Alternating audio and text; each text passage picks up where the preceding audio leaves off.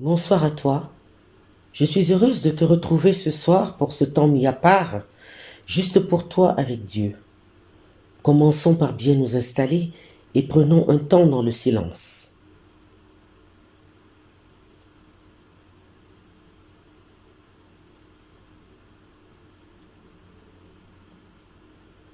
Seigneur, ouvre mes lèvres et ma bouche publiera ta louange.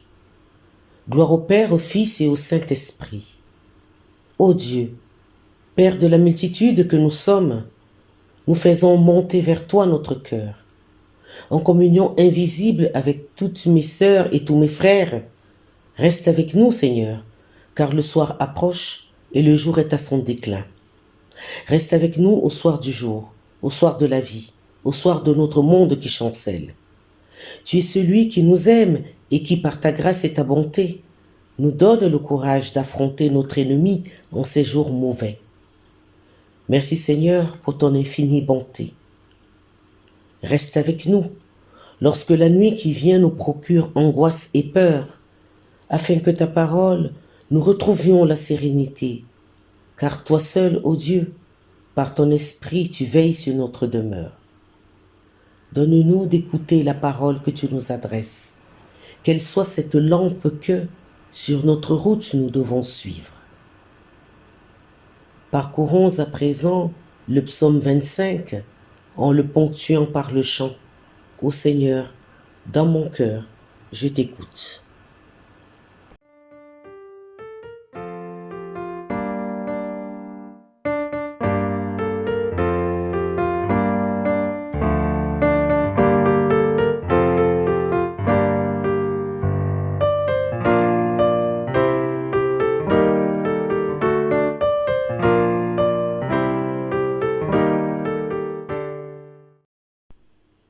Éternel, j'élève à toi mon âme. Mon Dieu, en toi je me confie. Que je ne sois pas déçu, que mes ennemis ne triomphent pas de moi. Aussi bien, ceux qui espèrent en toi ne seront pas confondus. Ceux-là seront confondus, qui sont infidèles sans cause. Éternel, fais-moi connaître tes voies, enseigne-moi tes sentiers, fais-moi cheminer vers ta vérité et instruis-moi, car tu es le Dieu qui me sauve, en toi j'espère tout le temps.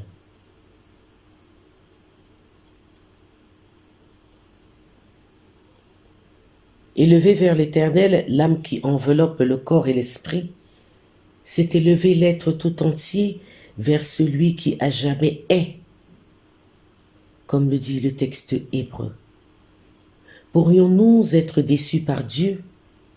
Oui, si nous jugeons Dieu comme nous jugeons nos frères et sœurs, en définissant ce que Dieu doit être et faire pour nous.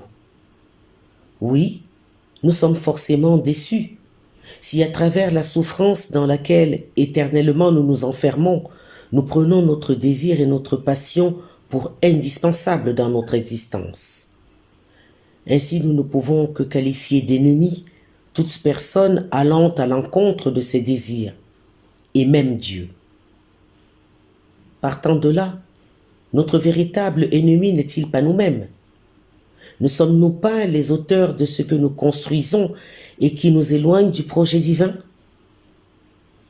Lorsque nos relations ne sont placées que sous le signe de l'opposition et de l'hostilité, lorsque nous ne percevons des autres que ce qui les rend détestables à nos yeux, alors c'est sans doute nous qui devenons ennemis de tous les autres, enfermés dans l'incertitude d'avoir raison, trop raison peut-être.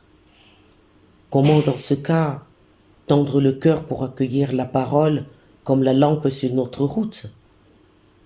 Il nous faut le prier.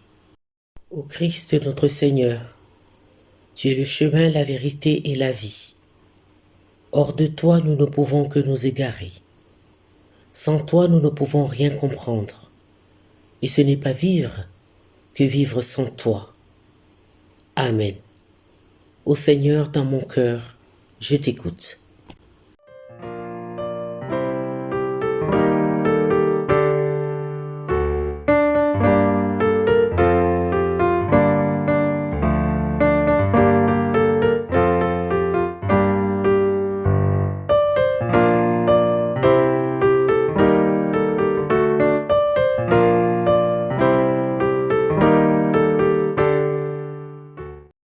Le psalmiste dit: Éternel, souviens-toi de tes bontés et de tes grâces, car elles existent de toute éternité. Les erreurs de ma jeunesse, mes fautes, oublie-les. Souviens-toi seulement de moi selon ta miséricorde, pour l'amour de ta bonté, ô Seigneur. L'Éternel est bon et droit. Aussi montre-t-il aux pécheurs le vrai chemin. Il dirige les humbles dans la justice, il enseigne sa voie aux humbles. Toutes les voies de l'Éternel sont grâce et bienveillance pour ceux qui respectent son alliance et ses clauses. C'est à cause de ton nom, ô Éternel, que tu pardonneras ma faute, car elle est grande. Quel est l'homme qui craint l'Éternel? L'Éternel lui montre la voie qu'il doit choisir. Son âme reposera dans le bonheur, et sa postérité possédera le pays. L'amitié de l'Éternel est pour ceux qui le craignent, et son alliance leur donne instruction.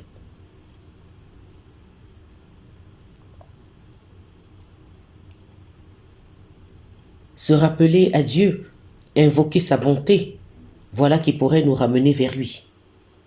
Avait-il seulement bougé, nous avait-il abandonnés?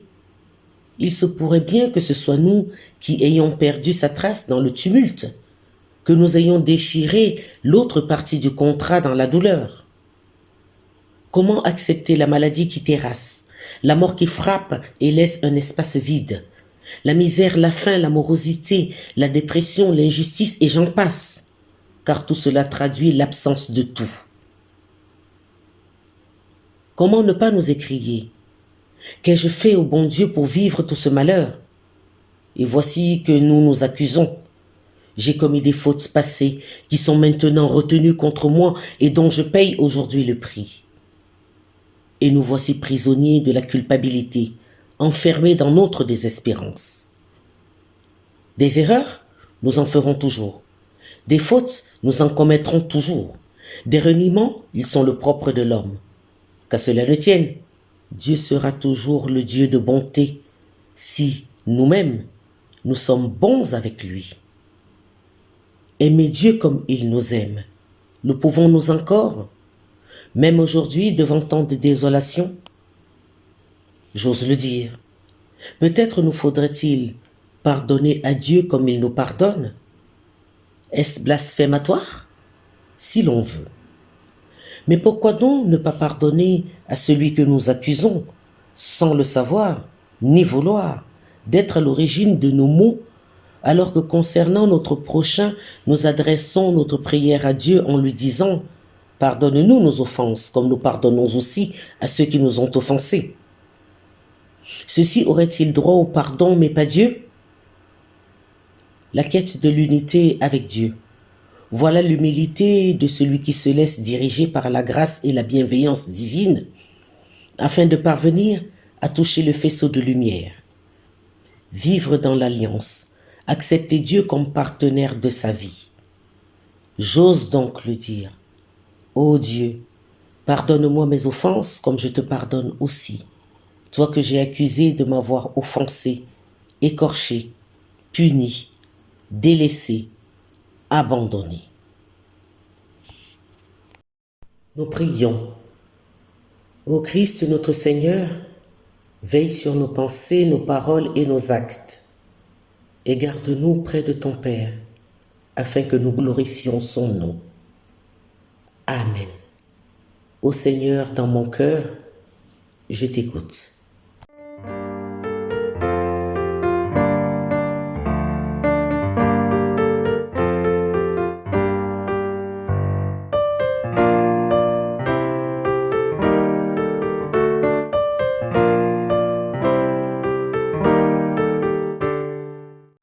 À Dieu, nous n'avons rien fait, car étant Dieu, il est le tout accompli, celui qui de nous n'attend qu'une chose, que nous soyons remplis de sa bonté et de sa lumière, afin de lui faire sa plus belle expérience de la vie, recevoir et offrir son amour, tout accompli.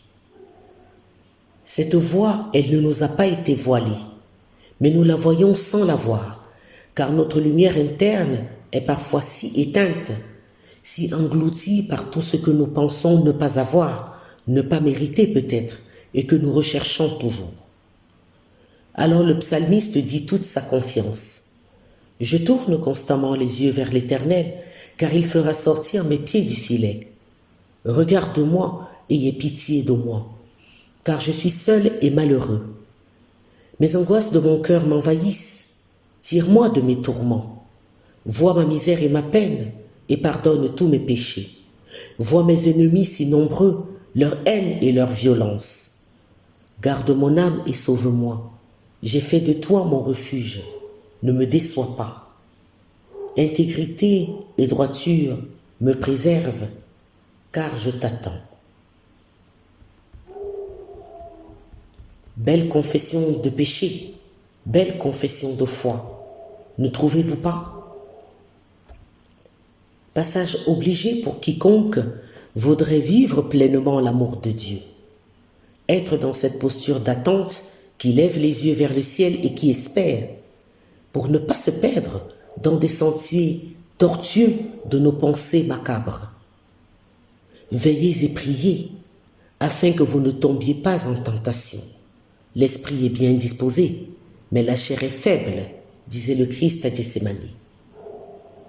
À ce propos, Laurent Jouvet dit ceci dans son ouvrage « Jésus mystique, la vie spirituelle de Jésus ». Dans toutes les situations difficiles de ma vie, où je me rends compte que la vie n'est pas un long fleuve tranquille bordé de roses, mais que la douleur et la souffrance en font également partie, je peux rechercher en moi les ressources spirituelles qui me donnent un recul absolu sur ce qui m'arrive. On peut certes lutter de nos forces pour éviter que les choses désagréables arrivent, mais devant l'impuissance, plutôt que de cultiver le ressentiment et l'amertume, je peux accepter ce qui est et lâcher ce que j'aurais voulu qu'il soit. C'est parfois très dur, mais ce qui est une donnée irrévocable. Ce qui peut parfois m'aider à avoir ce regard distancié, c'est de me dire que je vois le monde avec le regard de Dieu. Nous prions. Ô Dieu dont l'éclat ne s'éteint jamais et dont la lumière n'a pas de fin, nous t'implorons à l'heure où le soir fait place à la nuit. Fais lever ta clarté dans nos cœurs et fortifie-nous par ta présence, de peur que nous ne soyons envahis par nos tourments. Amen. Ô Seigneur, dans mon cœur, je t'écoute.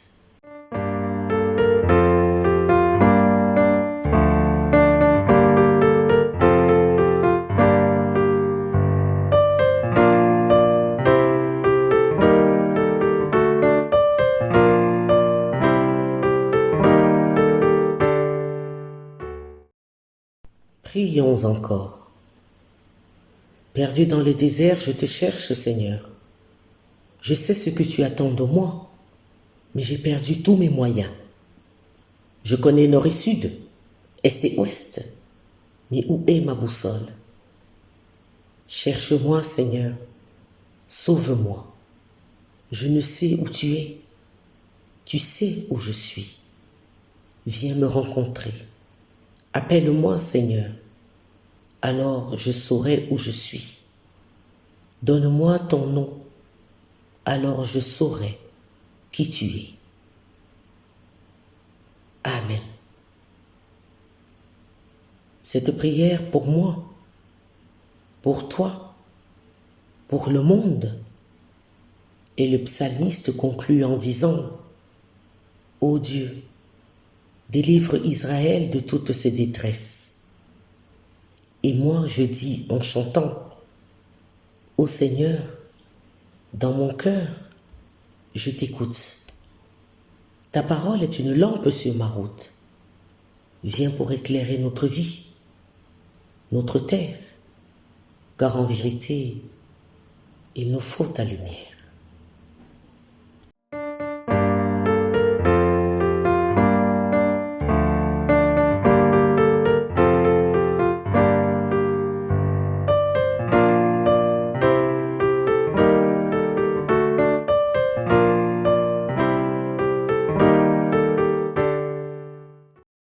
toi maintenant de déposer devant Dieu ce qui te préoccupe, à un point tel que cette lumière reste pour toi imperceptible. Si aujourd'hui ce n'est pas le cas, que le Seigneur en soit glorifié. Je te souhaite une bonne nuit et te dis à dimanche pour la communion invisible durant le culte. La ténèbre n'est point ténèbre devant toi. La nuit comme le jour est lumière. Amen.